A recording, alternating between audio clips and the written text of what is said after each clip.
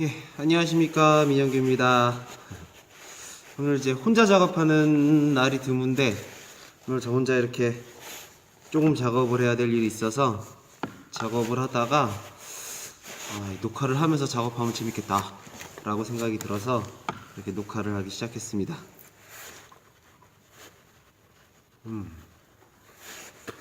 예, 저 부의 추월 차선 5장 다 읽었어요. 그래서 이제 다음에 녹화할 때는 6장이 녹화될 것 같은데요. 자, 내용은 크게 세 가지였는데, 자, 정보에 대한 의도를 파악하는 것과 스킬보다 기초가 중요하다는 거, 그리고 기억력이 좋아야 좋은데 그 기억력을 상승시키는 습관에 대해서 이야기해 보도록 하겠습니다. 자, 먼저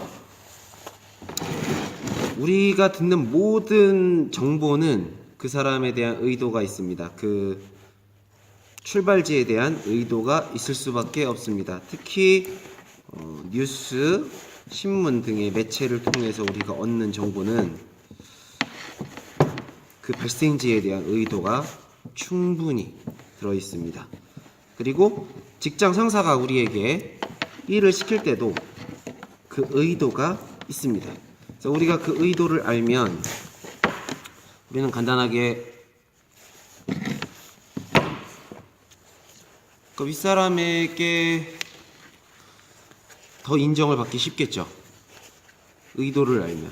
어떤 작업을 시켰는데 그 작업이 의도도 모르고 이게 더 좋을 것 같은데 하면서 이게 말이죠, 이게 이렇게 돼서 이렇게 되면 더 좋을 것 같습니다 라고 이야기하는 건 정말 위험해요. 그러니까 비슷한 예를 하나 지금 바로 들을게요.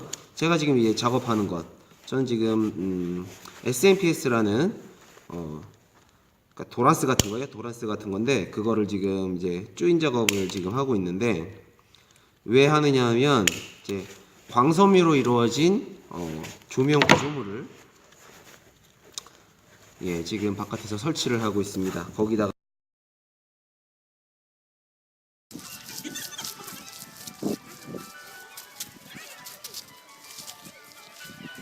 전기 전원을 줄 수 있는 도란스를 설치해 주는 거예요. 편하게 AC 전원을 DC로 바꿔주는, 그것도 12V로 바꿔주는 도란스를 만들어주고 있는 겁니다. 근데 저거 설치를 하려면 나무 위에 설치를 크게, 우리가 7m 상공에다가 나무에다가 설치를 하고 있는데요. 만드는 사람들이 초반에 우리 팀장님께서 이것을 디자인하고 제안했을 때 다들 반대가 많았어요. 그리고 설치를 하면서도 이렇게 얘기하는 사람들이 있었어요. 이거는 중심에, 이 공간의 중심에 나무 하나에만 걸면 되겠습니다. 그게 훨씬 이쁘겠습니다 라고 이야기하는 사람들 많았어요. 하지만 우리 부장님은 꿋꿋하게 나무 10개에다가 설치를 합시다.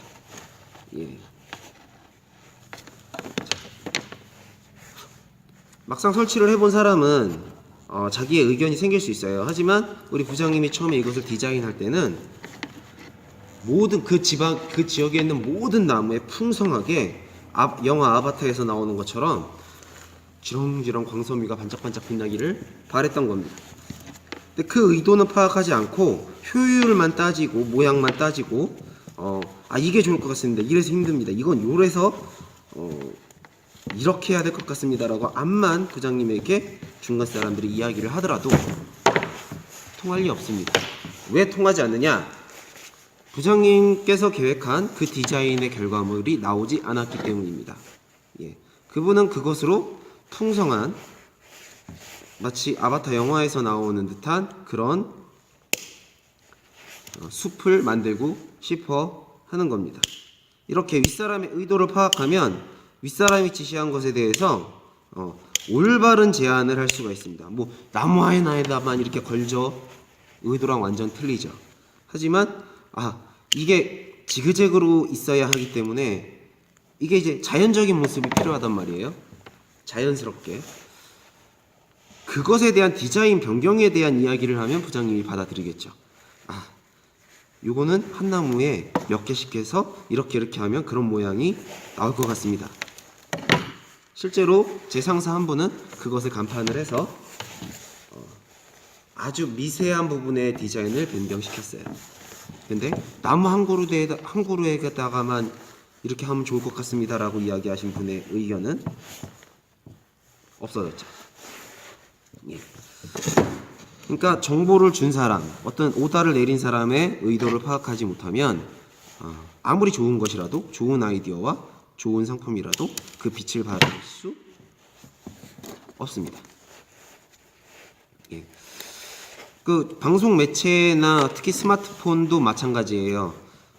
특히 스마트폰 같은 경우에 우리가 특별히 뉴 기종을 굳이 사서 쓸 필요가 저는 없어요. 왜냐하면 뭐가 빨라졌느니 어떤 기능이 추가가 됐느니 하는 그 모든 것들이 지금 제가 사용하고 있는 핸드폰으로 사용하기 적당하거든요.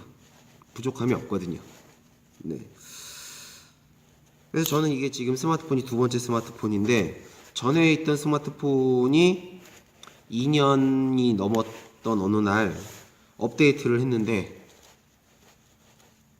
업데이트 제가 한 게 아니에요. 밤에 지가 알아서 업데이트가 되더니 흐물흐물하더니 기능이 하나둘씩 안 되고 망가져 버렸어요.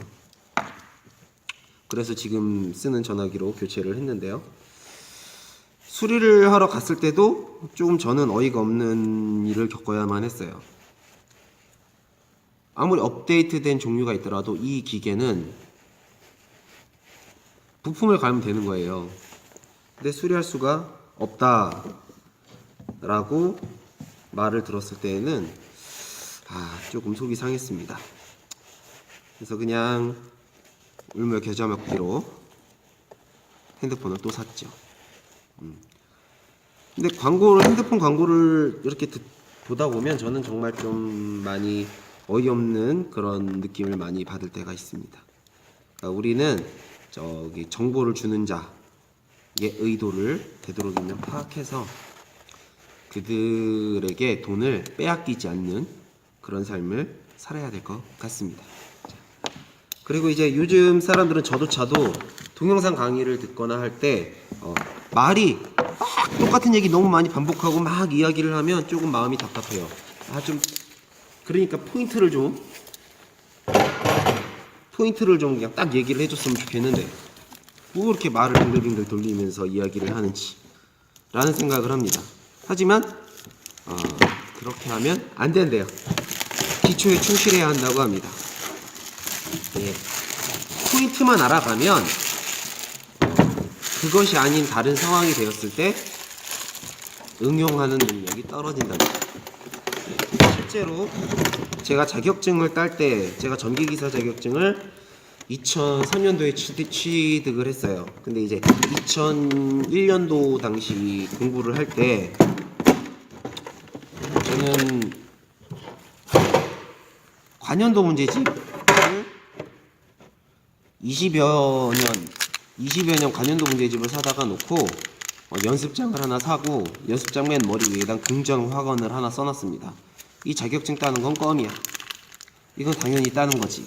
라는 식의 그때 달랐지만 긍정 확언을 위에다가 썼습니다. 쓰고 1부터 100까지의 숫자를 적었어요. 1, 2, 3, 4, 5, 6, 7, 8, 9, 100까지 숫자를 뭐 만약에 이만한 종이다 하면 이만큼 이렇게 한 3덩어리에서 4덩어리 정도의 숫자를 1부터 100까지 적었는데요.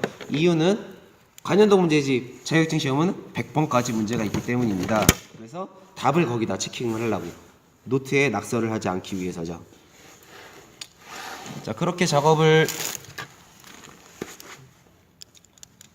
아니라 그렇게 공부를 하는데 어떻게 공부를 했냐면 86년서부터 관연도 문제집을 구해놨었어요. 제 욕심은 82년서부터 구하고 싶었는데 그렇게까지는 구하지 못하고 86년서부터 구했을 거예요. 그래서 86년 3월, 87년 3월, 88년 3월 이 세 가지를 시험을 봅니다. 공부 하나도 안 하고 그냥 시험 봐요.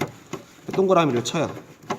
자, 그리고 동그라미 된 것은 제끼고 틀린 것 책에다 낙서하는 게 아니에요. 노트에다가 동그라미를 쳐요. 틀린 문제만 다시 풉니다. 틀린 문제 중에 맞는 건 동그라미, 그 중에 틀린 걸 또 체크해서 그 다음에 틀린 것만 풉니다. 네. 그렇게 3번을 풀고 나서 통괄적으로 또 한 번을 풀어요. 이 통괄적으로 또 한 번을 풀 때는 틀리건 안 틀리건 상관없이 무조건 외우는 마음으로 풉니다. 이해가 아니에요. 그냥 외워요. 풉니다. 그렇게 해서 문제를 모두 100점 맞을 수 있게 됐을 때 이제 그 다음 해로 넘어가요. 그러니까 3월 거만 풀었다고 첫 번째 시험만 풀었다고 했죠. 근데 그러면 이제 두 번째 시험을 풀어야 되는데 두 번째 시험으로 가지 않고 그 다음 연도로 갑니다. 그러니까 90년, 91년, 92년 이렇게 첫 번째 시험으로 넘어갑니다. 같은 방식으로 2000년도까지 풀었어요.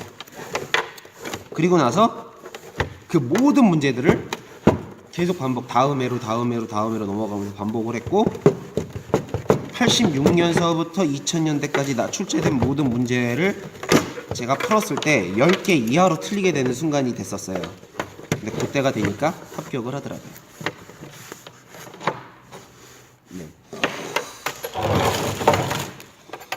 그때가 되니까 합격을 했습니다.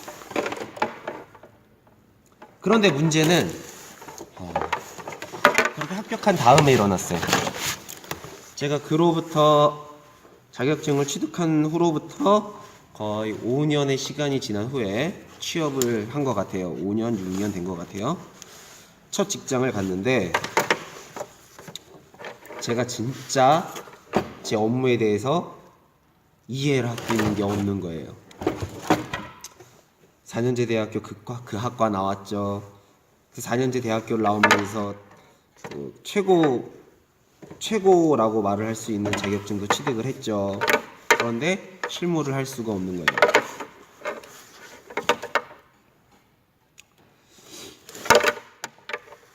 기초가 전혀 되어 있질 않고 스킬만 그냥 오로지 자격증을 따는 방법만으로 자격증을 땄기 때문에 학과 시험도 마찬가지였어요.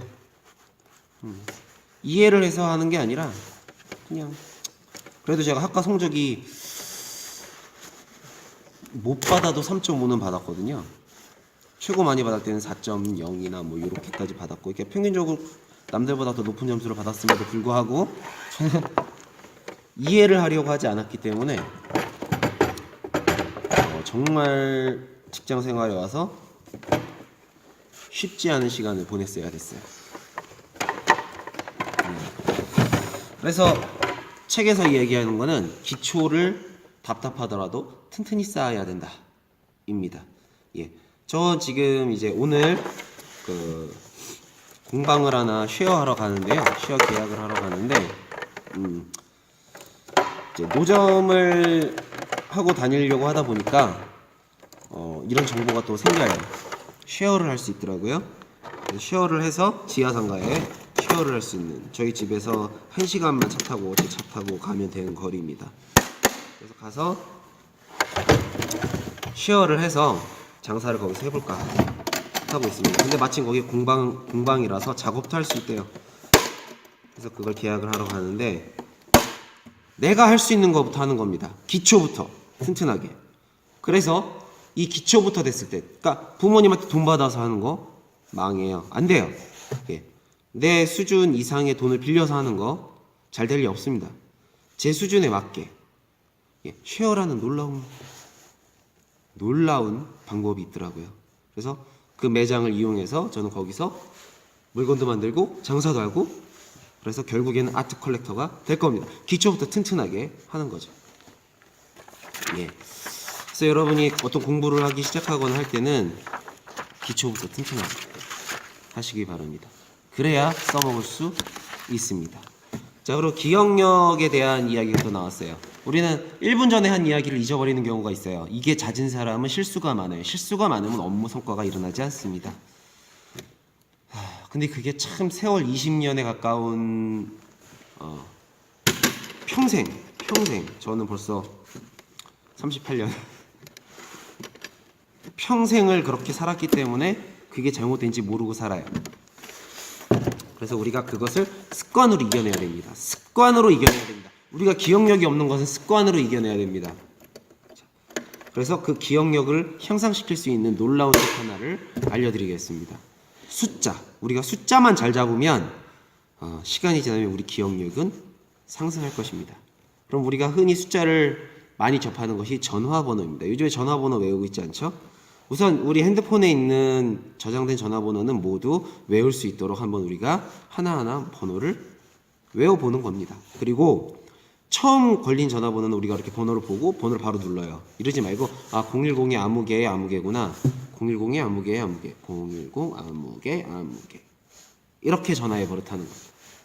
이게 쌓이고 쌓이면 우리의 단기 기억은 상승할 것입니다. 그러면 우리는 실수가 줄어들고 결국에 우리는 부의 추월차선 위에 올라서 있게 될 것입니다. 우리 오늘 이렇게 확언하고 끝내도록 하겠습니다. 나는 압도적으로 강력하다. 내가 만지는 것은 모두 잘 된다. 나는 압도적으로 강력하며 내가 만지는 것은 모두 잘 된다. 좋은 하루 되십시오. 감사합니다.